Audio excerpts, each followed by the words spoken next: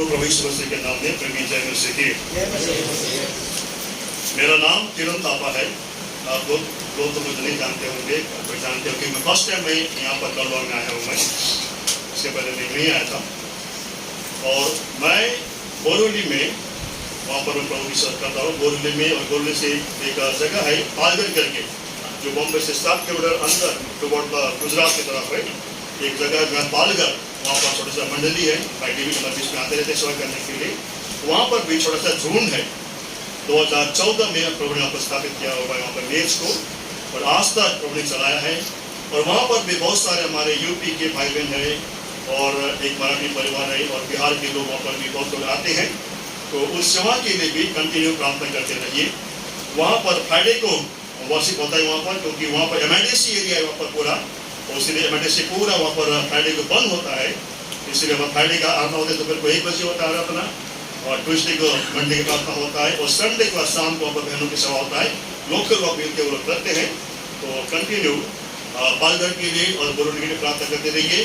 मेरा 2 बेटा है, मेरा वाइफ मेरे साथ में आया हुआ है, और 2 बेटा है, और पढ़ाई करता है। एक बेटा काम करता है और मलाड में, मलाड में, और एक बेटा DMS का सेकेंड ईयर एग्जाम दिया हुआ है। तो हमारे सेवक के लिए भी कंटिन्यू प्रार्थना करते रहिए, तो सहायता करें। और साथ साथ में बोरीवली से 5 स्टेशन आगे एक जगह है, नाईगांव स्टेशन है। उस नाईगांव स्टेशन से अंदर आने के बाद एक जगह वाकी पड़ा, वहाँ पर 4 परिवारों पर रहता है वहाँ पर। तो वहाँ पर हमने संडे को शाम को हम लोग शुरू किया हुआ पर मीटिंग शुरू किया। आज शाम को 6:30 बजे वहाँ मीटिंग होता है। तो वहाँ पर भी 4 परिवार हैं, और बहुत सारे लोग वहाँ पर रहते हैं वहाँ पर। तो वहाँ पर उसके लिए प्रार्थना कीजिए नाईगांव के लिए। तो वहाँ पर प्रभु काम कर रहा है। विरोध वहाँ पर भी बहुत है, तमाम वहाँ पर चीजें हमारे जहाँ पर इकट्ठा होते हैं।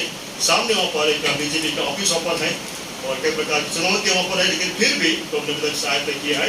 कंटिन्यू पालगढ़, बोरीवली और नाईगांव के लिए और हमारे सेवक के लिए भी प्रार्थना करते हैं। साथ ही हम भी आपके लिए प्रार्थना करते रहते हैं। हमारा भाई डेविड हमारे बीच में संगति के लिए आते रहते हैं, बोरीवली में भी आते रहते हैं, इसीलिए हम भी आपकी प्रार्थना करते हैं। ऐसे ही हमारे लिए भी प्रार्थना करते रहिए। तो आइए आज हम प्रभु का धन्यवाद हो, जो होली प्रार्थना भवन को प्रभु ने 11 साल में प्रवेश करने में प्रभु ने सहायता किया है। और इस 11 साल में कई प्रकार के अनुभव आप लोगों ने किया होगा, है ना। इस संदर्भ में प्रभु ने छोटा सा जो समय दिया है आराधना करने के लिए, प्रभु धन्यवाद हो। लेकिन आराधना का वचन होने के बाद में आराधना किसी ने भी नहीं किया, यह दुख की बात है। या तो वचन आपने समझा नहीं है, या तो समझने के बाद भी आप लोग आराधना करना क्यों नहीं चाहते। मैं एक बात प्रेम से बोलता हूं, मैं परमेश्वर की प्रार्थना करने से ज्यादा हमारे जीवन में हमको आराधना करना है। अगर मेरा आराधना का जीवन नहीं है, प्रार्थना में 1 घंटा करता हूं मैं, तो आराधना अगर नहीं करता हूं, तो इस बात को जानना है कि हमारी प्रार्थना को नहीं सुनेगा। वर्शिप आराधना हमारे जीवन में बहुत ही महत्वपूर्ण है। आप सवेरे जब बैठते हो आराधना करने के लिए, सवेरे के समय उठने के बाद में, मेरे हिसाब से मेरा अनुभव से बोल रहा हूँ मैं, कम से कम जितना घंटा आप बैठते हो, आधा घंटा 1 घंटा बैठते हो, परमेश्वर का आराधना कीजिए। प्रार्थना मत कीजिए, आप सवेरे उठ के प्रार्थना मत कीजिए, आराधना कीजिए प्रभु से, प्रभु को धन्यवाद। आराधना क्या होता है? आराधना क्या होता है? आराधना हमें प्रभु को देना है। आराधना क्या होता है? आराधना का मतलब है परमेश्वर को जानना है। एक मान लीजिए घर में, परिवार में 2 बेटा है और पति पत्नी माँ बाप हैं, ठीक है। बाप तो काम पे चले जाते हैं, और बच्चे के लिए माँ ने नाश्ता बनाया या खाना बनाया है, और पड़ोस रखते बेटा तो खाना बनाए, तो बच्चे बोलते हैं माँ मुझे भूख लगी है, मुझे है ना, मुझे खाना दो या मुझे नाश्ता दो। वो क्या है? प्रार्थना है। बच्चे अपने माँ से रोटी मांग रहा है, खाना मांग रहा है, वो प्रार्थना है। जब बेटा मांगने के बाद में जब माँ उसके लिए तैयार करके भोजन तैयार के नाश्ता तैयार के जब बेटे को देते हैं और रखते टेबल पर रखते हैं, बोलते हैं बेटा ऊपर नाश्ता तैयार है तो खा ले। तो जब नाश्ता खाने का पहला बैठता है तो बेटा बोलता है माँ आपको थैंक यू, है ना, धन्यवाद माँ कि आपने मेरे लिए परिश्रम करके आपने मेरे लिए क्या नाश्ता को बनाया है। उसका क्या हो गया? वो धन्यवाद देना होगा, क्योंकि माँ ने परिश्रम करके बच्चे को रोटी या नाश्ता बना के दिया। माँ को क्या करोगे आप? धन्यवाद दोगे। रोटी खाने के बाद में, नाश्ता खाने के बाद में बहुत ही स्वादिष्ट भोजन है वो ना, चाहे खाना, चाहे वो पराठा हो, चाहे कुछ भी हो, है ना, चाहे इडली सांभर हो, चाहे मेंदू वड़ा कोई भी हो, बहुत ही टेस्टी बनाया है। तो बेटा क्या बोलेगा, माँ बहुत अच्छा बनाया, कितना अच्छा मेंदू वड़ा बनाया है, नहीं कैसा बनाया। वो क्या है, वो प्रेज है, वो आप क्या करें, उसका तारीफ कर रहे हो। अभी आराधना क्या है, आराधना बोलेगा, माँ आप दुनिया में एक ही मेरी माँ हो जो मेरे लिए इतना अच्छा नाश्ता बनाते हैं। आपके तुल्य दूसरा कोई मेरे लिए माँ नहीं है, मेरे माँ जैसा दूसरा कोई नहीं है। That is called worship. Worship हमको करना है। वर्शिप का जीवन अगर मेरा नहीं है, आराधना का जीवन मेरा नहीं है, तो हमारे जीवन में कोई आशीष नहीं होगा। इस बात को लिख के दीजिए। वर्शिप परमेश्वर को जानना, प्रभु की महानता को जानना, उसकी ऊंचाईता को जानना, उसकी श्रेष्ठता को जानना, दैट इज कॉल्ड वर्शिप। इसलिए मेरा अनुभव के साथ बोलता हूँ मैं, सबरी जब आप बैठते हो ये क्वाइट टाइम में, आप प्रभु का आराधना कीजिए, प्रभु का उपासना कीजिए, प्रभु को धन्यवाद दीजिए और प्रभु का गुणगान गाइए, प्रार्थना मत कीजिए। सवेरे 6 बजे आप घंटे के दरवाजा कोई खटखटा, सवेरे 6 बजे का, सवेरे 6 बजे या 5 बजे, है ना, आपका दरवाजा घंटी बजाया तो आप जाके दरवाजा खोला, सामने भिखारी बैठा है पूरा मांगने के लिए, कटोरे लेके बैठा हुआ। कैसा लगेगा आपको, अच्छा लगेगा, लगेगा अच्छा क्या? हम भी वैसे करते विश्वासी लोग के, सुबह 5 बजे उठते, प्रभु मुझे ये दीजिए वो दीजिए, पूरे दुनिया और का विश्व के प्रभु पास में आता हूँ। हाँ प्रभु जी मुझे ये चाहिए, मेरा बेटा बीमार है, मेरा बेटा का सेकेंडरी एग्जाम है, फर्स्ट एग्जाम है, मेरा 10th एग्जाम है। जैसा हम उड़ते हैं पूरा विनती का बौछार लगा देते प्रभु के सामने, ये प्रभु जी मेरे को ये चाहिए। मेरे हम कौन हो गया, भिखारी हो गया, भिखारी। हम भिखारी नहीं है, हमने क्या देखा, हम लोग उनके प्रजा है, हम उनके राजा याजक बनाया हुआ है। हमें भीख मांगना नहीं है प्रभु से, हम उनका अधिकार है, वो हमको देगा। ये बेटा यहाँ पर देखो, बेटा बैठा हुआ है, ठीक है ना, ये बेटा कल अगर फटा हुआ हाफ पैंट पहन के बाहर घूमता है, शर्म किसको आता है, शर्म सिस्टर? हाँ, बेटा जब फटा हुआ हाफ पैंट पहन के बाहर घूमता है, शर्म किसको, बाप को आएगा, पिताजी को आएगा ना। हम उनके बेटे, उनके राजा, हम उनके बेटे, हमारा प्रभु राजाओं का राजा, प्रभु हमारा पिता है, वो उनको मालूम है हमको क्या चाहिए वो। इसलिए प्रियो हमको उनका आराधना करना है। संडे का दिन जब भी आप आते हो मंदिर के अंदर, ये ठान के आना कि आज मैं आराधना करूंगा, आज मैं आराधना करूंगी, ये अनुभव के साथ में, ये संकल्प के साथ में आपको प्रभु घर पे आना है। ऐसा करेंगे तो हमारे जीवन में प्रभु हमको आशीष देता है। तो आइए आज के मनन के लिए हम लोग प्रभु का ध्यान बंद करेंगे। प्रेरितों के काम उसका 2रा अध्याय, जिसने मेरे मन में बोझ दिया है, ये आज वचन के मैं तैयारी करके आया था मैं, लेकिन आज मेरे मन में प्रभु ने बोझ दिया है ये, इसी के लिए इसमें देखेंगे हमारे विश्वास के जीवन के अंदर। प्रेरितों का कर्म 2 अध्याय, प्रेरितों का काम 2रा अध्याय, उसका एक वचन हम सब मिलकर पढ़ेंगे। 2रा अध्याय verse 47, we read all together, सब मिलकर पढ़ेंगे एक ही आवाज में, एक ही उस आवाज में। 2रा अध्याय इसका 47, और परमेश्वर की स्तुति करते थे सब लोग, उससे प्रसन्न थे, और जो उद्धार पाते थे उनका प्रभु प्रतिदिन मिला देता था। कोई बड़ी हिंदी पढ़े कोई भाई। और परमेश्वर की स्तुति करते थे और सब लोग उनसे प्रसन्न थे, और जो उद्धार पाते थे उनको प्रभु प्रतिदिन उनमें मिला देता था। यहाँ पर ध्यान देना है, जो उद्धार पाते थे उनको प्रभु प्रतिदिन उन्हें मिला देता था। उद्धार पाए हुए लोग प्रभु के घर में, प्रभु क्या करता है, उसको ऐड करता है, उसको जोड़ता है। प्रभु इस वचन पर हमें आशीष करे, उसको हम प्रार्थना करेंगे। उसमें जाने से पहले प्रभु हमको सहायता करें। हमारे प्रेमी अनुग्रहकारी विश्वासी परमेश्वर पिता, एक बार फिर प्रभु जी आपके चरण में आते हैं।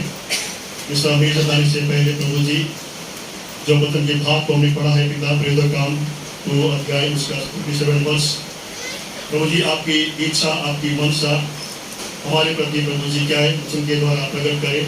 हम सबों से प्रभु जी बातें करें प्रभु जी, ताकि जो आपकी इच्छा है, जो आपका संकल्प है प्रभु जी, जो आप चाहते हो वचन के द्वारा प्रभु जी हमसे बातें करते हुए, वो कार्य मेरे जीवन में, यहाँ पे जो हर एक भाई बहन के जीवन में प्रभु जी कीजिए, ताकि हम एक सोल विनिंग चर्च, आत्मा जीतने वाला मंडली हम बन सके प्रभु जी। एक बार फिर प्रभु जी बड़े वचन को आशीष करें, और मैं तुझ सबके प्रभु जी आपका नाम सोचता प्रभु जी, मुझे भी आप अभिषेक करते हुए कुछ करने से पाइए और बोलने के लिए सहायता कीजिए और आपके वचनों के द्वारा पहला मुझसे बातें करें और यहाँ बैठे हर एक से बातें करें प्रभु जी, ताकि आपके वचन को हम तृप्त होते हुए ये प्रभु जी इस मेज में रोटी में भाग लेने के लिए हम सबों को सहायता करें प्रभु जी। एक बार फिर प्रभु जी हम सबों को आपके हाथ सौंपते हुए वचन में आशीष आते हुए प्रार्थना प्रभु यीशु मसीह के नाम से मांगते हैं, सुनिए और ग्रहण कीजिए, आमीन। मंडली का सबसे बड़ा आशीष है नया आत्मा जब मंडली में ऐड होता है, नया आत्मा आता है, वो प्रभु का मंडली के लिए आशीष है। बहुत सा मंडली में क्या होता है, बॉम्बे में, खासकर बॉम्बे में क्या होता है, कोई लोग हैदराबाद से आता है, 2 साल 3 साल लग गए और फिर निकल जाता है, वो आशीष नहीं कहता है। मंडली में जब तक एक नया परिवार, एक नया जन्म पाया परिवार जब मंडली में आता है, वो बड़ा आशीष है। इसीलिए यहाँ पर देखिए, उद्धार पाए हुए लोग को कौन मिलाता था? स्वयं प्रभु यीशु मसीह उद्धार पाए हुए लोग को मंडली के अंदर वो मिलाता था। इसीलिए और प्रार्थना भवन में आज 11 साल प्रभु ने सहायता किया। पता नहीं यहाँ कितना परिवार मुझे मालूम नहीं है, लेकिन परमेश्वर हर एक साल, हर एक महीना एक एक आत्मा को जब मंडली के अंदर लेके आता है, तो वो मंडली क्या है? आशीषित मंडली है। लेकिन उस मंडली को आशीषित होने के लिए जो मंडली के अंदर विश्वासी है, जो मंडली के अंदर प्रभु के जन है, चाहे कोई भी क्यों ना हो, चाहे वो विश्वासी के जीवन में एक्चुअली जो आत्मिक अनुभव या प्रभु के साथ जो रिश्ता का बातें है, वो बराबर होना चाहिए। मान लीजिए आज के दिन में यहाँ पर देखिए, आराधना के लिए कोई आराधना नहीं किया, मान लीजिए कोई एक अन्य जाति आदमी आया होता है, क्या बोलता था? तो ये बात हमको सीखना है। आराधना या तो मैंने वचन को नहीं समझा, आराधना नहीं कर पाया मैं, दूसरा वचन को समझने के बाद भी अगर मैं आराधना नहीं करता हूं, तो कहीं ना कहीं मेरे उद्धार में सवाल खड़ा होता है कि मैंने आराधना क्यों नहीं किया। इसलिए प्रियो परमेश्वर का जन, यहाँ पर एक परमेश्वर का वो आशीष वो है जब मंडली के अंदर एक नया आत्मा को लेके आता है, नया आत्मा को जोड़ता है, वो मंडली में आशीष होता है। मैं 2 महीना पहले मैं पनवेल में गया था, कर्नल प्रार्थना भवन में। वहाँ का जो एम्बेसी का सेवकाई था, सैटरडे के दिन मुझे वहाँ पर सेवा करना था, मुझे बुलाया था। वहाँ पर मैं गया था, वहाँ पर मैं देखकर दंग लग गया। मैं वहाँ पर हमारे बोरोली मंडी का 35 ईयर्स हो गया वहाँ पर, फिर भी उतना वहाँ पर नहीं है। वो मंडी के अंदर केवल 50 बच्चे थे वहाँ पर, संडे स्कूल का बच्चे केवल 50, उसके ऊपर भी थे वहाँ बच्चे लोग के अंदर। पूरा हॉल पूरा पैक पर बोला। मैं भाई से बोला कितना लोग आते हैं यहाँ पर? बोलते 180 से 200 लोग वहाँ पर आते हैं हर संडे के अंदर। तो उसको ये जब मंडली के अंदर ऐसा नया आत्मा जब ऐड होता है, जोड़ता है, उसको आशीष होता है। मगर उसके लिए जो मंडली में विश्वासी है, जो मंडली में जो प्रभु के जन है, जो प्रभु के दास है, जो भी यहाँ सेवा करता है, वो दास के ऊपर साथ में मंडली के अंदर जिम्मेदारी है कि मंडली में जो विश्वासी है उनका जीवन कैसा है। ये दूसरा अध्याय के अंदर 11 बातें हैं यहाँ पर। ये दूसरा अध्याय के अंदर यहाँ पर पौलुस यहाँ पर जो लूका यहाँ पर लिखता है कि एक साधारण सा विश्वासी के जीवन में जब तक 11 प्रकार के कार्य उसके जीवन में नहीं होता है, उसके जीवन में ये 11 प्रकार के काम को उनके जीवन में होना चाहिए। आज बहुत सारे मंडली के अंदर क्या होता है कि ये 11 प्रकार के काम एक विश्वासी के जीवन के अंदर नहीं होने के द्वारा क्या होता है, कभी कभी हमारा विश्वास डगमगाता है। हम कहीं प्रभु से दूर चले जाते हैं, या कोई एक नाम के लिए आते हैं, अपना एक रिवाज पूरा करने के लिए आते नहीं हो। लेकिन जिस विश्वासी के जीवन में ये प्रेरितों का काम दूसरा अध्याय के अंदर 11 प्रकार के कार्य उसके जीवन में अगर हुआ है, तो प्रियो कितने भी समस्या है, वो विश्वास, वो प्रभु का जन उस मंडली के लिए दूसरा नया विश्वासियों को लाने के लिए स्रोत बनकर रहे। इसलिए ये आज मेरा मन में ये बोझ दिया प्रभु ने कि वो 11 कार्य हमारा आपका जीवन में होना चाहिए। इसलिए यहाँ पर जब वो 11 प्रकार के काम एक विश्वासी के जीवन में होने के बाद में, और वो मंडली क्या होता है, एक सोल विनिंग मंडली। वो मंडली जो क्या होता है, आत्मा जीतने वाला मंडली बनता है। उस मंडली के अंदर आत्मा क्या कहते हैं, प्रभु लेके आता है। क्या वो 11 प्रकार के कार्य हमारे जीवन में होना चाहिए। इसलिए आइए उसको हम फटाफट हम टाइम हम लोग बहुत का जल्दी हम निपटाएंगे, उसके बाद मैं पॉइंट बोलते जाऊंगा, आप उसको लिखिए, बाद उसको पढ़िए, ध्यान कीजिए, प्रभु को सहायता करेगा। पहला कार्य हमारा आपका जो क्या होना चाहिए एक विश्वासी के जीवन में, आइए उसका पढ़ते हैं। प्रेरितों के कर्म दूसरा अध्याय, उसी का वर्णन करेंगे आज हम, थोड़ा बहुत आगे चल देखेंगे, उसी का वर्णन करेंगे। दूसरा अध्याय पहला हम पढ़ेंगे वर्ष 37। तब सुनने वालों के हृदय चीख गए, वे पतरस और शेष प्रेरितों से पूछने लगे, हे भाइयों हम क्या करें? विश्वासी का जीवन में पहला काम है प्रिय भाई बहनों, जब तक विश्वासी का हृदय को चेतना नहीं वचन के द्वारा, उसके जीवन में उद्धार का कार्य नहीं होता है। ये आप लिख लीजिए। जब तक एक विश्वासी के जीवन में वचन को सुनने के द्वारा आपके हृदय प्रीक नहीं होता है आपके हृदय के अंदर, क्योंकि ये हृदय है ना, सबसे धोखेबाज ही हृदय है प्रिय भाई। और ये हृदय में वचन को सुनने के द्वारा जब तक मेरा हृदय प्रीक नहीं होता है, वो छेप नहीं जाता प्रिय भाई, तब तक एक विश्वासी के जीवन में एक असली एक उद्धार का कार्य नहीं होता। यहाँ पर देखिए, जब पतरस ने उठ के वहां पर वचन गया, वहां पर ऐसे कठोर वचन दिया पतरस ने, वहां पर ये यहूदियों का हृदय छिप गया, उनका पूरा उनका मन में उथल पुथल हो के मन के अंदर वो कहने लगे, क्या कहने लगे, उनका हृदय सुनने वाले का हृदय छिप गया और वे पतरस और शेष प्रेरितों से पूछने लगा, हे भाइयों हम क्या करें? जब आपका हृदय छिपता है ना, आपका हृदय छिपने के द्वारा परमेश्वर का उद्धार का कार्य वहां से शुरू होता है। कभी कभी क्या होता है, हमारा हृदय छिपता नहीं है, हम ऐसे आ जाते हैं, है ना, कई प्रकार की बातों को देखे। आज संसार के अंदर कई प्रकार की एक आज ऐसा धारणा है ना, कोई अलग अलग बातों के लिए, लेकिन एक सच्चा उद्धार पाया हुआ मसीह के अनुभव के अंदर कम विश्वासी है। वो विश्वासी है जिसका हृदय छिदा हुआ है। क्यों मालूम है? आइए पढ़िए, हृदय को क्यों छिदा, क्यों हृदय को? जकरिया की किताब उसका 7 अध्याय उसका 12 वचन पढ़िए। हमारा आप हृदय छिदना क्यों है, उसको तोड़ना क्यों हृदय के भाई बहनों? पढ़िए उसको, जकरिया नबी की किताब 7 का 12। वरन उन्होंने अपने हृदय को इसलिए पत्थर सा बना लिया कि वे उस व्यवस्था और उन वचनों को न मान सके जिन्हें सेनाओं के यहोवा ने अपने आत्मा के द्वारा। मनुष्य का हृदय कैसा है? पत्थर के समान इतना कड़क है, वचन जाता है, टूटता नहीं है, वो छिपता नहीं वो। ऐसा हृदय हमारा है। और ये हृदय, आपका हृदय जब वचन को सुन के जब तक उसको नहीं छिपता है, प्रीक नहीं होता है आपके हृदय के अंदर, वचन आपके हृदय के अंदर काम नहीं करेगा।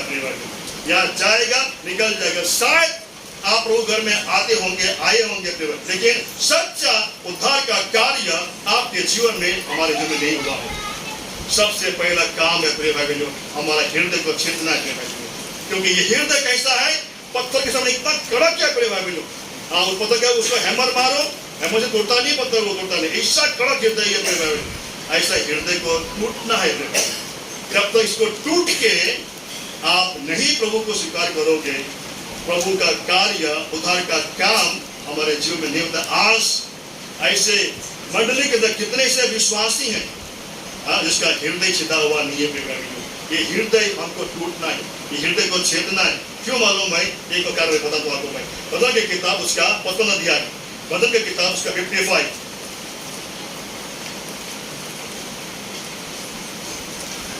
बदन का किताब 55, जल्दी पढ़िए क्योंकि 11 पॉइंट कम देखना है। 11 पॉइंट को उसका 21 वचन। उसके मुंह की बातें तो मक्खन सी चिकनी थी, परंतु उसके मन में लड़ाई की बातें थी। मन में क्या है? पूरा लड़ाई की बातें वहां पर। मन में क्या है? लड़ाई की बातें वहां पर। विश्वासी तो हम बोलते हैं, हम लोग हैं, प्रभु के जन तो हम बोलते हैं, हम लोग हैं, मंडली में आते हैं, आराधना करते, मन में क्या है? लड़ाई की बातें वहां पर, मन के अंदर तमाम बातें भरा हुआ। क्यों ऐसा होता है? क्योंकि आपका मेरा हृदय छिदा नहीं है। अगर ऐसा हृदय मेरे अंदर है प्रिय भाइयों, तो मेरा जीवन में उद्धार का काम नहीं हुआ है। मन में क्या है? लड़ाई की बातें मन के अंदर। ओबेद्याह की किताब उसमें एक ही अध्याय है, ओबेद्याह की किताब ओबेद्याह उसका एक ही अध्याय है, उसका आता है 3 वचन होगा। 3 पढ़िए। 3। हे पहाड़ों की दरारों हाँ। में बसने वाले, हे ऊंचे स्थान में रहने वाले, तेरे अभिमान ने तुझे धोखा दिया है। हाँ। तू मन में कहता है, हाँ पढ़े पढ़े। तू मन में कहता है, कौन मुझे भूमि पर उतार देगा। मन में क्या, हृदय में क्या है? पूरा अभिमान भरा हुआ है, घमंड भरा हुआ है, उनका हृदय टूटता नहीं है उनका हृदय। तो ऐसा हृदय में उद्धार का काम नहीं होता है। प्रेम भाई, पहला आपका हृदय को टूटना, उसको छेदना, इसको ब्रेक होना है अपने जीवन के अंदर, तब भी उद्धार का कार्य हमारे जीवन में होता है। पहला क्या, हृदय के अंदर कठोर हृदय है ना, और दूसरा क्या है, मन में पूरा लड़ाई की बातें हैं। तीसरा क्या है, हमारे मन के अंदर घमंड है, अभिमान है। आज भी हम विश्वासी, हम तो कहते हैं कि हमारे मन के अंदर क्या है, घमंड है। प्रियो, घमंडियों को परमेश्वर सामना करता है। घमंडियों से प्रभु कभी खुश नहीं होता है। इसीलिए ये पहला बात है, मेरे हृदय को छेदना है। उद्धार का पहला सीढ़ी, उद्धार का पहला स्टेप है हमारे हृदय, आपका हृदय का ब्रेक होना है। क्या ऐसा हृदय आपके ब्रेक हुआ कि नहीं हुआ? जब वचन आपने सुना, आपको ये होना चाहिए, ओ मैं कितना पापी हूं, मैं कितना पापी हूं। मेरा जीवन में जब वचन को सुना तो मैं कितना पापी था। मैं जिस परमेश्वर ने आकाश को बनाया उसको मैंने पूजा नहीं करता था, लेकिन उसके सृष्टि की पूजा करके मैं प्रभु को मेरे विरोध में मैं पाप कर रहा था। मैं और ऐसा वचन सुनने के बाद में मेरे हृदय को प्रीत होना यहाँ पर तभी पहला उद्धार का कार्य का पहला काम है, मेरा आपके हृदय को प्रीत होना चाहिए। जब ये टूटता हृदय है प्रिय भाई, तभी मेरे जीवन में उद्धार का कार्य होता है। तीसरा देखिए 140, Psalm 140 verse 2, 140 का 2।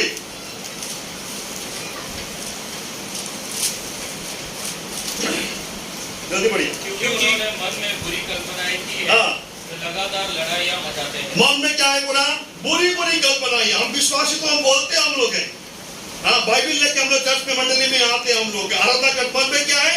बुरी बुरी बातें, इसकी बुरी बातें, उसकी बुरी बातें। क्यों ऐसा होता है? क्योंकि मेरे हृदय को ब्रेक नहीं हुआ है, मेरे हृदय को टूटा नहीं है। प्रेम भाई, हमारा हृदय को टूटना है। प्रेम भाई, उद्धार का पहला सीढ़ी, विश्वासी के जीवन में पहला सीढ़ी है आपका हृदय को टूटना है, आपके हृदय को ब्रेक करना है। तभी हमारे आपके जीवन में प्रभु का वचन का कार्य करता है और उद्धार का पहला अनुभव में, पहला सीढ़ी के ऊपर हम आते हैं। क्या ये अनुभव आपके जीवन में हुआ है? यदि आज आपके मन में घमंड है, यदि आज आपके मन में बुरी बुरी बातें, बुरी बुरी कल्पनाएं हैं, घमंडी है, तो कहीं ना कहीं हमारा आपके हृदय टूटा हुआ नहीं है। उसको तोड़ना है। उसको तोड़ने के द्वारा पहला कार्य मेरे जीवन होता है कि प्रभु उद्धार का काम के वजह मेरे में शुरू होता है। दूसरा काम, प्रेरितों के कर्म दूसरा अध्याय, दूसरा काम हमारे हृदय को टूटने के बाद में दूसरा काम है मेरे जीवन के दूसरा सीढ़ी, 38 वचन, 2nd chapter 38। पतरस ने उनसे कहा, हाँ, मन फिराओ। बस बस बस बस। दूसरा काम है मन फिराना। मन फिरा हुए विश्वासी कैसा होता है? मन फिराना क्या है? मन फिराना विश्वास कैसा होता है? मन फिराना होता है भाई, जिस डायरेक्शन में मैं जा रहा हूँ उससे पूरी तरह मैं क्या करने को मुझे मोड़ना है, और जिस डायरेक्शन में मैं जा रहा हूँ उस तरह मुझे पीठ करना है और मुझे क्या करना है, इनको मोड़ के आना। उसको पश्चाताप नहीं, मन फिराना का जीवन। मन फिराना दूसरा सीढ़ी हमारे जीवन होना चाहिए। मन फिराना, जब मेरा हृदय प्रीक हुआ, मेरे हृदय को टूट गया है, तो मन फिराना है, पश्चाताप करना है प्रभु के सामने आके, वो प्रभु मैं पापी हूँ प्रभु जी, मैंने आपके विरोध में मैंने पाप किया प्रभु जी, है ना। जब मन फिरा के हम जब प्रभु के पास में आते हैं, वो दूसरा सीढ़ी है मन फिराना। बहुत सारे बातें मन फिराना नहीं, मैं आपको बताऊंगा। मैं जब तक आप मन नहीं फिराएंगे आपके जीवन में विश्वास नहीं आता है। जब तक आप मन नहीं फिराएंगे आपके जीवन में आगे कार्यता नहीं आता है। ये सब वचन है, क्योंकि टाइम बताने में नहीं है। जब तक आप मन नहीं फिराओगे आपको पाप को क्षमा नहीं मिलेगा। आपको जब तक आप मन नहीं फिराओगे आपके जीवन में परिवर्तन नहीं होगा। आपके जीवन के अंदर जब तक आप मन नहीं फिराओगे आपके जीवन में उद्धार का काम नहीं होगा आपके जीवन के अंदर। और सबसे बड़ी बात है, जब तक आप मन नहीं फिराओगे तब तक आप परमेश्वर के राज्य में प्रवेश करने नहीं पाओगे। पढ़िए उसको जानने के लिए पढ़ेंगे मत्ती की किताब 4:17। जब तक नहीं फिराओगे तब तक आप परमेश्वर के राज्य में प्रवेश नहीं करने पाओगे प्रियो। पढ़िए मैथ्यू 4:17। उस समय से यीशु ने प्रचार करना और यह कहना आरंभ किया, हाँ, मन फिराओ, मन फिराओ, क्योंकि स्वर्ग का राज्य निकट आया है। जिसके लिए वो मन फिराने वाले आदमी को विश्वासियों के लिए ही है स्वर्ग के राज्य में। जब आपका हृदय प्रीक होता है, आपका हृदय घायल होता है, आप पछताव करते हो, मन फिराना दूसरा सीढ़ी है। मन फिरा के हमें और आपको प्रभु के पास में आना होगा। ऐसे विश्वासी का जीवन अगर मेरा जीवन है, ऐसे विश्वासी के जीवन के द्वारा मंडली के अंदर परमेश्वर और भी नए नए आत्मा को लेकर आ सकते हैं। दो बातें देखा हमने। पहला देखा हमारे हृदय को छेदना है, दूसरा क्या है हमारे मन को फिरा के प्रभु के पास में। बहुत सारे विश्वासी क्या होता है, मन फिरा के नहीं आता है, थोड़ा समस्या आ गया, तकलीफ आ गया, चले गए। हमारे पाल घर में एक दो परिवार आज नहीं आता, कम से कम 8 साल हो गया नहीं आता। पहला बड़ा जोश में आता था, पहला बड़ा, आज नहीं आता, बिल्कुल नहीं आता। एक परिवार ऐसा परिवार है, हमारे बहन ने पूछा कि बहन आप मंडली में संगति में क्यों नहीं आते हो? तो बहन क्या होता मालूम है, जब से मैं संगति में नहीं गया तब से मेरे घर में झगड़ा बंद हो गया। देखो, संगति में नहीं आने के बाद, संगति में नहीं आना बंद कर दिया तो उसके घर झगड़ा भी बंद हो गया बोलता है। इसका मतलब क्या है, उसने मन नहीं करा।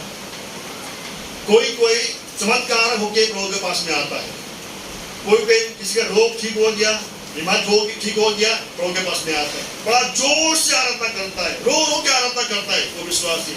अरे प्रभु जी, मैं मरने वाला था, है ना, मैं ऐसा जीवन था, आपने मुझे बचाया, रो रो के आराधना करता है। थोड़ा सा समस्या आ गया, खत्म। क्यों नहीं? क्योंकि उसने मन फिरा के प्रभु के पास में नहीं आया। मन फिराया हुआ विश्वास, है ना, तब ऐसे विश्वासी के जीवन के द्वारा ही मंडली के अंदर आशीष होकर के कोई चमत्कार के होके आता है ना, कोई शादी के लिए आता है, शादी वन के आते हैं, नौकरी, तमाम बातें हैं प्रेम। ऐसे कार्य आपके जीवन में वो लास्टिंग नहीं करेगा। जब तक आपका हृदय प्रेम नहीं होगा, जब तक आप मन फिरा के प्रभु के पास में नहीं आओगे, तो उद्धार का कार्य आपके जीवन में नहीं होगा। कितने ऐसे विश्वासी मंडली के अंदर प्रेम, 1 साल 2 साल आया, चला गया, क्योंकि उसके जीवन में क्या हो गया, प्रभु ने काम करके चला गया। हमारे मंडली पालघर में आते हुए 8 साल हो गया, पालघर में मंडली 8 साल हो गया। इतना ऐसे विश्वासी को देखा, एक विश्वासी है, जब तक वो मंडली में आता था 8 साल से, कम से कम 4-5 साल से आती थी बेचारा बहन, वो उनका संतान का सुख नहीं था उनके पास। 5 साल से रो रो के प्रार्थना प्रभु, ऐसा रो रो के प्रार्थना करती थी बेचारा बहन को। आज वो बहन का दो बेटा है, बहन का मंडली में नहीं आते हैं। उसका क्यों नहीं बहन क्यों नहीं आता? अरे ब्रदर बहुत काम है, बच्चे देता है आने के लिए। जब तक उनका संतान का सुख नहीं था, रो रो के प्रार्थना करेगा, डेली हम हर हमेशा आने सकते नहीं आने का। ये क्या होता है मालूम भाई? क्योंकि मन फिराया हुआ विश्वासी नहीं है। मन फिरा हुआ विश्वासी जैसे भी संकट होगा, तकलीफ आ गया, बीमारी आ गया प्रियो, वो विश्वासी कभी भी घर को छोड़ के नहीं जाएगा। इसलिए पहला आपके हृदय का प्रेम होना है, दूसरा आप मन फिरा के प्रभु के पास में आना है। मन फिराना क्या है? सच्चा उद्धार का अनुभव। जब आप ऐसे विश्वासी हो प्रिय, ऐसे विश्वासी मंडली के लिए क्या होता है, वो आश्चर्य कारण बनता है। दूसरा काम क्या है? मन फिराना। तीसरा काम क्या है? देखिए तीसरा काम, पढ़िए वो पढ़िए भाई,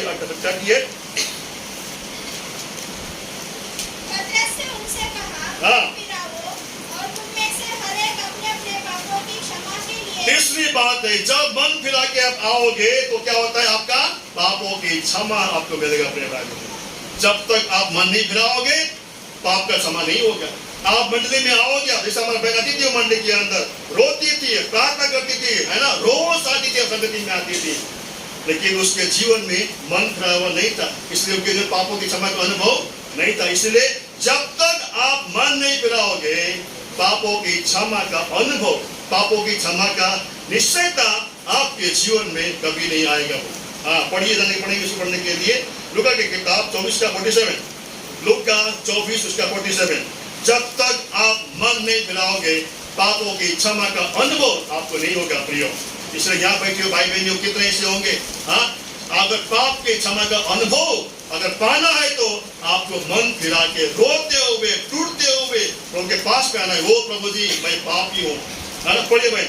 यरूशलेम से लेकर जब जातियों में मन फिरवा का और पापों की क्षमा का प्रचार उसी के नाम से किया जाएगा। पहला क्या आया वहां पर? मन फिराने का है।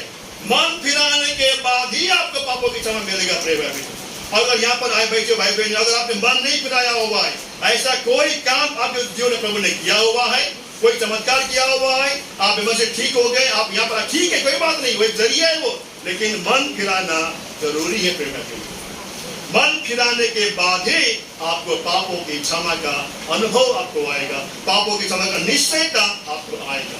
क्या ऐसा जीवन का अनुभव आपके प्रेम में? अगर ऐसा जीवन का अनुभव है तो आपको, हमको कोई भी आराधना करने के लिए रोकता नहीं है। मंडली के अंदर देखिए आराधना करने के होड़ लगता है ऊपर, है ना, उठ के वजह से ऐसा हमको ऐसा करना पड़ता है उनको, है ना, लेकिन यहाँ पर तो आराधना कोई करता ही नहीं यहाँ पर। क्यों? क्योंकि आपके जीवन में पापों की क्षमा का निश्चयता नहीं हुआ है। क्यों नहीं हुआ है? क्योंकि मन फिराने का कार्य आपके जीवन नहीं हुआ है। पहला काम है हृदय को टूटना है, दूसरा काम है मन फिराना है, तब तीसरा सीढ़ी क्या है? पापों की क्षमा आपको मिलेगी, हमको मिलेगी। और चौथा काम देखिए, क्या हो? चौथा काम, तबियत भाई पढ़िए, तबियत फिर हाँ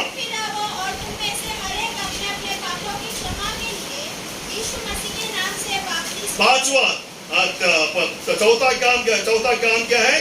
बपतिस्मा आएगा। फिर बपतिस्मा एक बड़ा एक टेस्टिमनी गवाही आता है। बपतिस्मा आया ऐसा पानी में डूबा जैसा नहीं है। बपतिस्मा कब मिलेगा आपको? पहला आपको मन फिराना, पहला आपके हृदय का परीख होना है, दूसरा आपको मन फिराना है, तीसरा आपको पापों की क्षमा का अनुभव आपको आना है, पापों का निश्चयता आपको आना है, उसके बाद में आता है बपतिस्मा। चौथा सीढ़ी, चौथा स्टेप क्या है? बैप्टिज्म।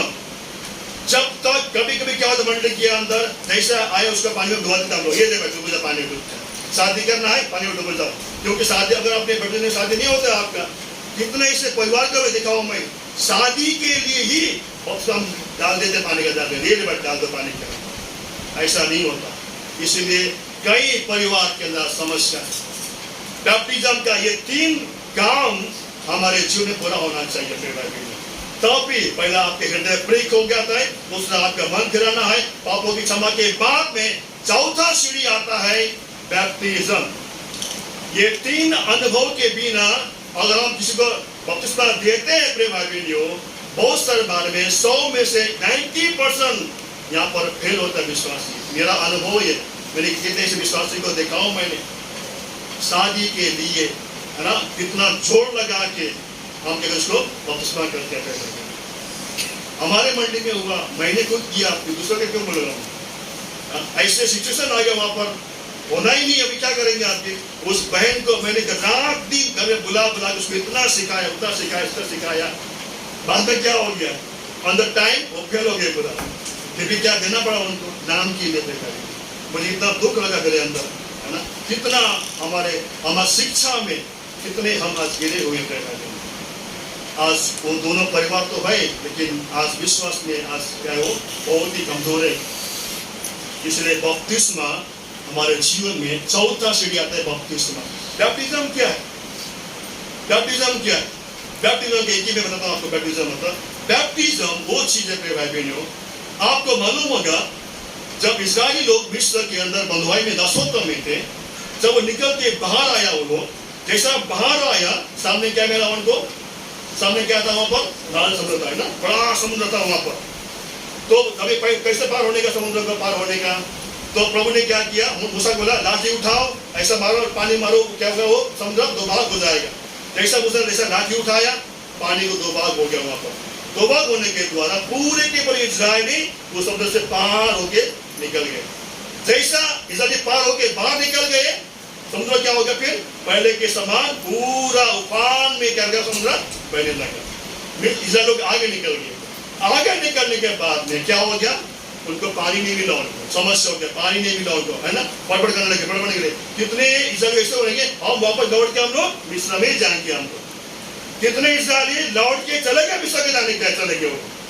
जब निकल के पीछे लौट के पीछे चले गए, सामने क्या फिर है? सामने फिर क्या है? समुद्र है वहां पर। फिर प्रभु करेगा, फिर पानी का गवाह करेगा प्रभु उनके लिए? नहीं करेगा। बैप्टिज्म भी वही एक बार समुद्र को पार करने के बाद में हमारे जीवन में समस्याएं आती है, कठिनाई आती है, तकलीफें आती है। कभी कभी ऐसा होता है कि हम लौट के फिर जाएंगे दुनिया के अंदर। कैसे जाएंगे? मगर आपने क्या दिया है? बैप्टिज्म दिया है मंडली के सामने, कलीसिया के सामने, प्रभु के सामने, दूत के सामने आपने क्या दिया है? गवाही दिया है। आप लौट के नहीं जा पाए। बैप्टिज्म चौथा सीढ़ी है बपतिस्मा। पहला क्या है? हृदय को पृथक होना। दूसरा क्या है? मन फिराना। तीसरा क्या है? पापों की क्षमा। चौथा क्या है? बैप्टिज्म। तब आपके लिए बैप्टिज्म क्या आता है? पांचवी बात, आगे बढ़े। हटिए समझे, हटिए पढ़िए। पतरस ने उनसे कहा, हाँ। मत फिराओ और तुम में से हर एक अपने पापों की क्षमा के लिए यीशु मसीह के नाम से बपतिस्मा ले, तो तुम पवित्र आत्मा का दान पाओगे। चौथा बात में आता क्या है? पवित्र आत्मा का दान आपको मिलेगा। ये दान क्यों दिया गया है? मंडली की उन्नति के लिए। ये चार काम आपके जीवन में होने के बाद में जब मंडली के हाथ में आपका प्रार्थना होता है, हर एक विश्वासी को दान दिया गया है। ये दान क्यों दिया गया है? परमेश्वर के देह के उन्नति के लिए, परमेश्वर के देह के कलीसिया के उन्नति के लिए, न क्या अपने लिए। हाँ, कभी कभी क्या होता है, हमारे ऐसे कई भाई का जानता हूं मैं, इतने अच्छे गाना गाते थे, प्रभु गाना, इतना अच्छा शोर, इतना अच्छा गाना गाते थे। आज क्या हो गया? वो संसार में चले गए, वापस चले गए। हाँ, संसार गाना गाते थे। ऐसा नहीं है। जो दान प्रभु ने आपको दिया हुआ है, हर एक विश्वासी को प्रभु ने दान दिया हुआ है। कोई ऐसा दान नहीं, हर एक को दान दिया गया है। छोटा बड़ा किसी को ना किसी को प्रभु ने दान दिया हुआ है। वो दान क्यों दिया आपको? हमको प्रभु ने क्यों दिया है? हमारे हमारे लाभ के लिए नहीं, मंडली के लाभ के लिए, मंडली की उन्नति के लिए। और आज हमारे विश्वासी के जीवन में जो दान प्रभु ने दिया गया है, उसको इस्तेमाल नहीं करते हम लोग हैं। मंडली में आशीष कैसे होगा? मंडली में नया विश्वासी कैसे आएगा? प्रियो, ये दान प्रभु ने दिया हुआ है हम विश्वासियों के लिए, प्रभु का काम करने के लिए। पहला पत्रस की किताब 4:10 पढ़िए जल्दी। 1 Peter 4:10।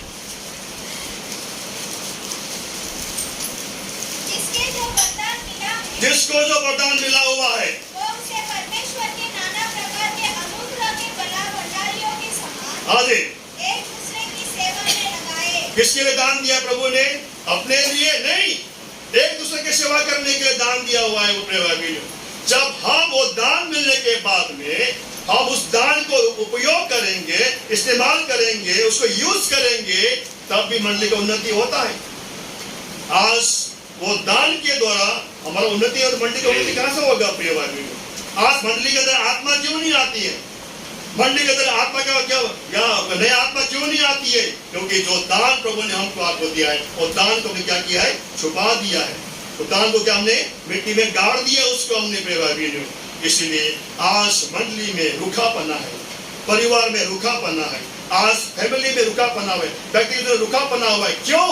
क्योंकि ये दान को हम इस्तेमाल नहीं करते हैं। इसलिए मंडली के प्रभु के देह का उन्नति भी नहीं होता है। मंडली के अंदर जो था वही है, और जो है वो विश्वासी भी जैसे थे वैसे ही है।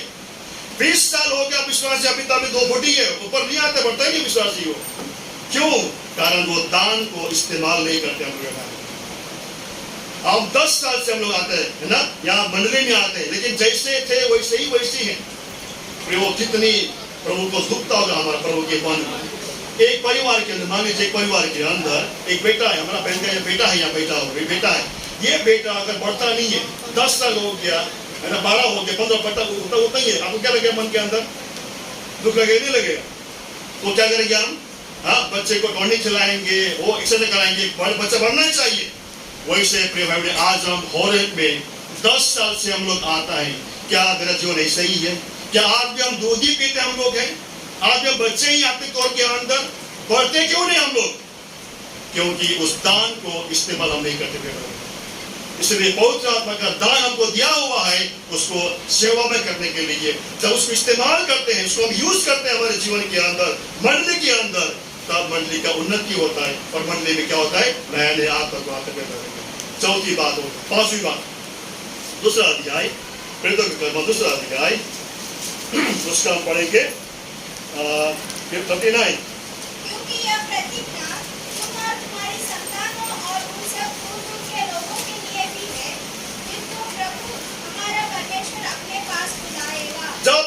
हृदय छिन गया है, आपने मन फिरा के प्रभु घर में आया हुआ है, पापों की क्षमा आपने पाया हुआ है, बैप्टिज्म आपने लिया हुआ है, सही तरीके से आपने बैप्टिज्म लिया हुआ है, पवित्र आत्मा का दान आपने पाया हुआ है, फिर आपके लिए क्या है? प्रतिज्ञा। प्रतिज्ञा क्या है? ये पूरा वचन, ये बाइबल क्या हमारे लिए प्रतिज्ञा है। ये जब ये चार अनुभव में आने के बाद हम और आप, मेरे जीवन में मेरे हृदय का प्रेरित हुआ, मैंने मन फिरा के प्रभु के पास में आया है, मैंने पापों की क्षमा मैंने पाया हुआ है, मैंने क्या किया है? बैप्टिज्म सही तरीके से मैंने बैप्टिज्म लिया हुआ, मैंने पूरी ज्ञान के साथ में, समझ के साथ मैंने पानी गवाही दिया मैंने, और मैंने आत्मा का फल को, आत्मा का दान को मैंने पाया हुआ है। वो पांचवा काम है प्रतिज्ञा, ये हमारे लिए ये पूरा बाइबल का प्रतिज्ञा हमारे आपके लिए है। इसको क्लेम कीजिए, इसको प्रार्थना में इसको क्लेम कीजिए, हमेशा क्लेम कीजिए। प्रभु आपने ये कहा है, यहाँ पर आपने कहा है, प्रभु क्या करेगा? प्रतिज्ञा को पूरा करते हैं। हम और आप है ना, हर साल हमारे जीवन में ऐसा हम प्रतिज्ञा उठाते हैं, है ना। 30 वर्ष को उठाया, 1 2 3 4 5, उसके बाद क्या करें? हम लोग भूल जाते हैं। पूरा हफ्ता इसलिए हम लोग प्रार्थना हम लोग करते नहीं है। ये प्रतिज्ञा हमको क्यों दिया गया है? ये प्रतिज्ञा जो दिया है प्रभु ने आपके जीवन में, ये क्या पूरा हुआ आपके जीवन में? पूरा हुआ कि नहीं हुआ? ये हम इसको भूल जाते हैं। इसलिए प्रतिज्ञा उनके लिए है जो उनके जीवन में जो ये 4 प्रकार काम होने के द्वारा प्रतिज्ञा फिर हमारे लिए है। उसको आप क्लेम कीजिए प्रार्थना के अंदर। जब दुख में, तकलीफ होता है, संकट में, बीमारी में, परेशानी में, मुसीबत में, समस्या में, जब भी हम आते हैं इसको क्लेम कीजिए प्रतिज्ञा। प्रभु ये प्रतिज्ञा आपने दिया हुआ है मुझे, परमेश्वर प्रतिज्ञा क्या करता है? निश्चय वो पूरा करता है। क्यों मालूम है? ये प्रभु क्या करता है? प्रतिज्ञा करता है, उसको पूरा भी करता है। उसको याद रखना। रोमी की किताब 4:21 में पढ़ी, जल्दी पढ़िए। रोमी 4:21 जल्दी पढ़े, टाइम निकल गया। और निश्चय जाना कि जिस बात की उसने प्रतिज्ञा की है वो उसे पूरा करने में भी समर्थ है। हमारा परमेश्वर ने जो प्रतिज्ञा किया हुआ है, जो प्रतिज्ञा आपको हमको दिया हुआ है, निश्चय वो पूरा करेगा। कभी जब 4 प्रकार के अनुभव के बाद में प्रतिज्ञा हमारी है, उसको क्लेम कीजिए प्रार्थना के समय, हर समय प्रेम। जब भी आप घुटने में आते हैं उसको क्लेम कीजिए प्रतिज्ञा को आपके जीवन के अंदर। परमेश्वर निश्चय प्रतिज्ञा को जो निकलता है वो पूरा करता है। अभी आगे जल्दी हम बढ़ेंगे, फटाफट बढ़ेंगे आगे हम लोग देखेंगे। अभी हम देखेंगे कितना हो गया? 1 2 3 4 5 है ना, 6वां काम 6 हो गया ना, 7वां काम देखेंगे आगे। वर्ष 40 7वां काम 40 वचन को उसने बहुत और बातें भी गवाही देकर समझाया कि हाँ, अपने आप के इस टेढ़ी जाति से बचाओ। यहाँ पर 2 बातें यहाँ हम लोग। पहला बात है गवाही। हमारी गवाही कैसा है? ये सबसे बड़ी बात है। हम लोग उड़ के वचन देते हैं। भाई पॉल जब पनवेल में आए थे, पॉल मैसेज देने के लिए कह रहा था हमारा जीवन आज क्यों रुकापना क्यों? क्योंकि जो वचन हम देते हैं, वचन देने वाले, खड़ा होने वाले वचन खाली देते हैं, उसके अनुसार हम लोग चलते नहीं हमारे जीवन के अंदर। आज मेरा गवाही कैसा है भाई? जहाँ पर हम रहते हैं, इस होरेक का यहाँ पर आजू बाजू में रहते हैं हम लोग, जहाँ पर हम रहते हैं, कलवा में रहते हैं, या जहाँ पर हम काम करते हैं, जहाँ पर हम पढ़ाई करते हैं, कॉलेज में, स्कूल में, जहाँ पर मेरा दोस्तों के बीच में मेरी गवाही कैसा है? लोग मुझे किस नाम से जानते हैं? कभी आपने सोचा ये? अगर मेरा गवाही बराबर नहीं है तो मेरा कलिसिया का देख उन्नति कैसा होता है? मेरा गवाही कैसे? लोग मुझे किस नाम से जानते हैं? ये भाई, ये बहन है ना, ये अलग ही भाई है, अलग ही बहन है, ये इसका चरित्र, इसका चाल चलन हमारे से मिलता ही नहीं है। कैसा लोग हमारे विषय में कहते हैं?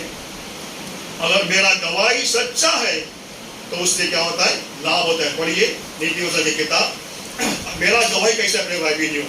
हमारा गवाही कैसा है?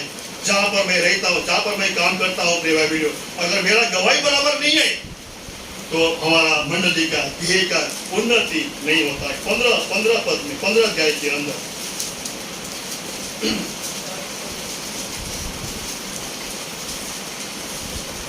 14 अध्याय का 25।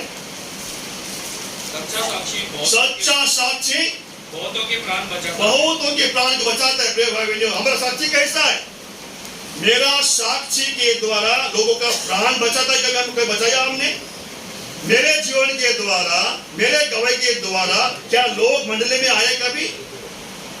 हमारा जीवन कैसा है? मेरा साक्षी, मेरा गवाही कैसा है? मेरा जीवन, मेरा परिवार का परिवार।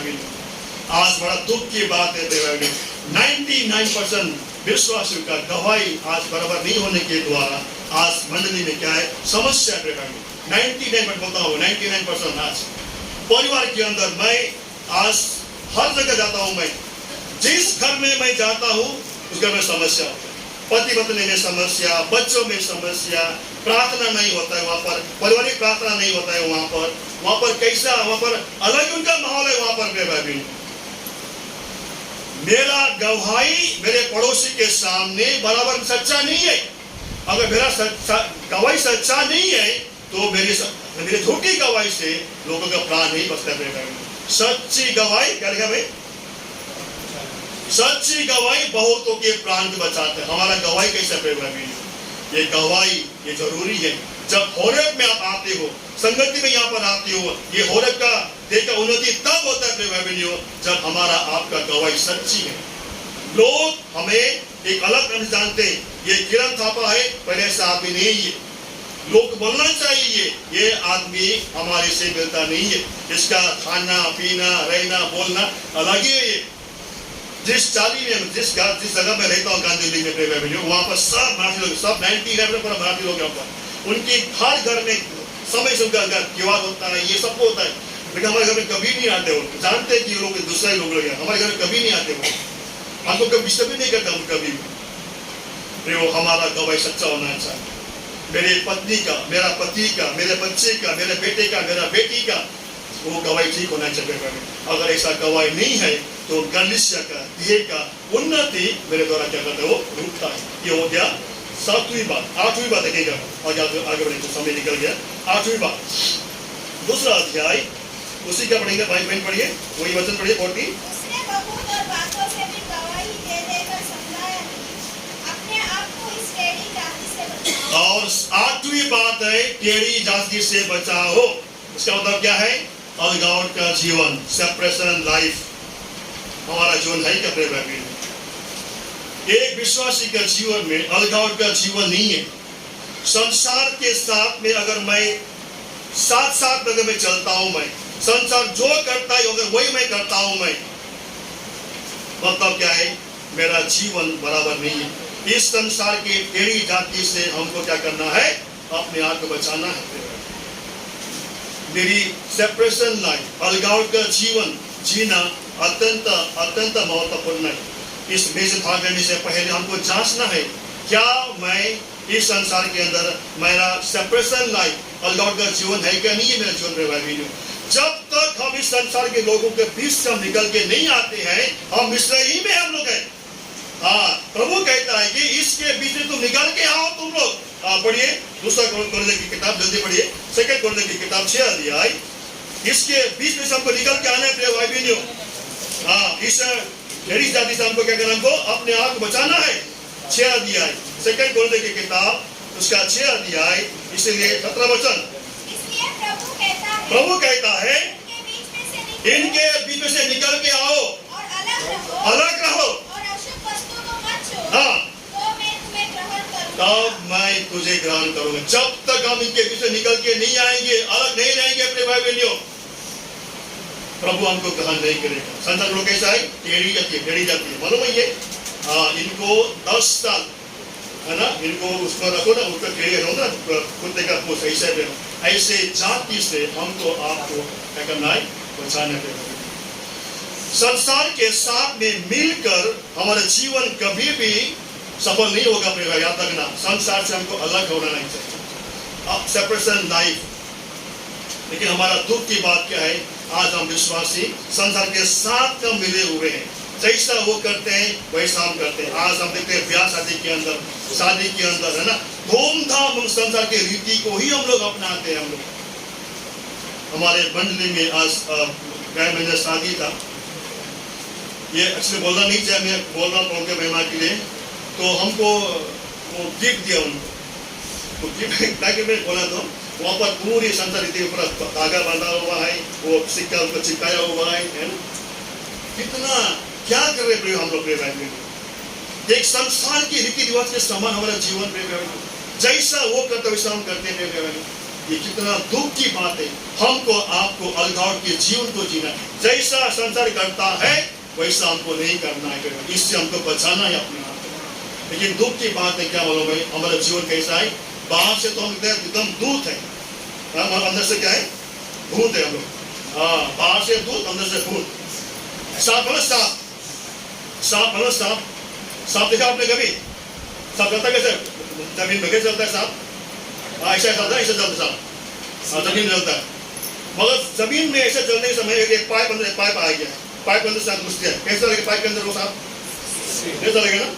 कैसा पाइप से बाहर निकल गया फिर कैसे चलेगा? हम भी वैसे विश्वास से वैसा ही। मंडली में आते हैं एकदम मस्त, एकदम भक्ति का जीवन, आपके के जीवन, अरे इतना अच्छा विश्वासी, मंडली बाहर गया तो फिर ऐसा गया, अलगाव का जीवन उनको जीना पे।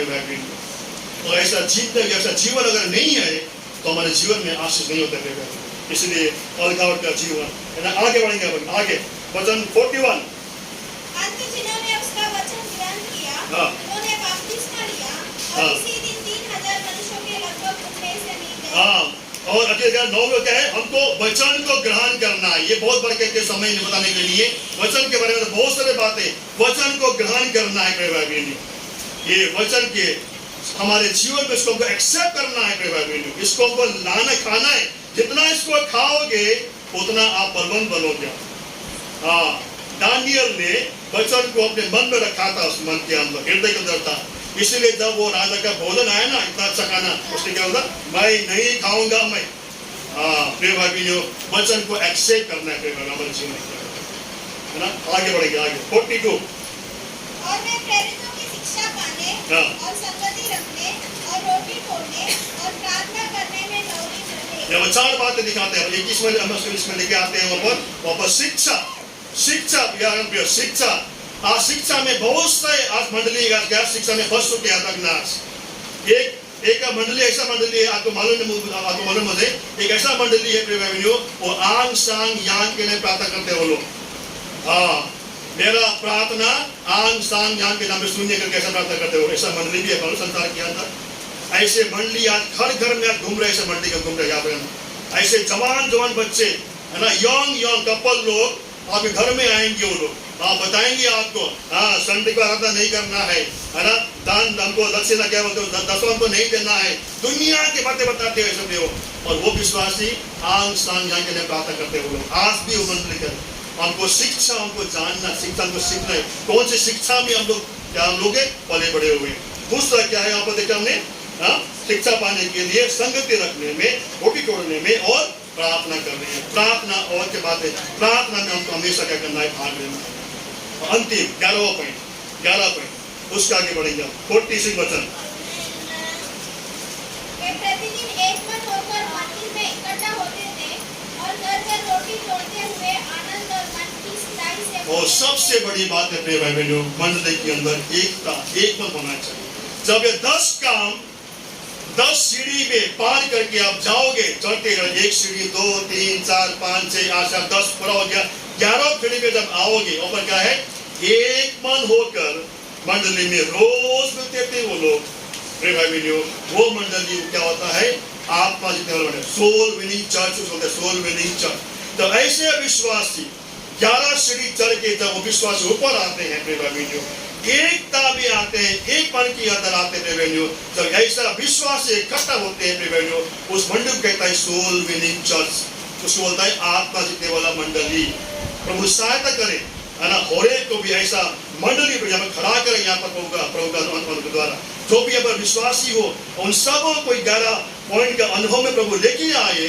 और ऐसा होने के द्वारा जब इकट्ठा होते एक मन के अंदर पे भाई बहनों, इस मंडली के द्वारा क्या होता है, आत्मा को जीतकर मंडली सोल विनिंग चर्च बनते है ना। और वो सहायता करे है ना, होरे प्रार्थना भवन को भी ऐसा मंडली खड़ा करे यहाँ पर, इसके द्वारा बहुत सारे लोग उद्धार पाते हुए, आप लोगों की गवाही के द्वारा, आप लोगों के टेस्टिमनी के द्वारा, आप लोगों के जीवन के द्वारा, आप लोगों के काम के द्वारा, यहाँ पर बहुत सारे आत्मा बचने के द्वारा यहाँ पर मन दिखा रहे। प्रभु सहायता करें, छोटे वचन में प्रभु आशीष करें।